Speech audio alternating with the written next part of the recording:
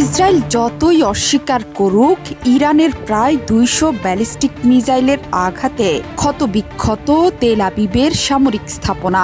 সবচেয়ে বেশি ক্ষতিগ্রস্ত হয়েছে ইসরায়েলের ৩টি বিমান ঘাঁটি। এমনই এক চাঞ্চল্যকর স্যাটেলাইট চিত্র ছড়িয়ে পড়েছে, যেখানে দেখা যাচ্ছে ইসরায়েলের ৩টি বিমান ঘাঁটিতে যুদ্ধ বিমান রাখার হ্যাঙ্গারগুলো শক্তিশালী কোনো কিছুর আঘাতে ক্ষতিগ্রস্ত হয়েছে। এসব হ্যাঙ্গারে রাখা ছিল ইসরায়েলের সর্বাধুনিক প্রযুক্তির যুদ্ধ বিমান। এগুলো হলো মার্কিন যুদ্ধ বিমান F-35 এবং F-15 সুপার ঈগল।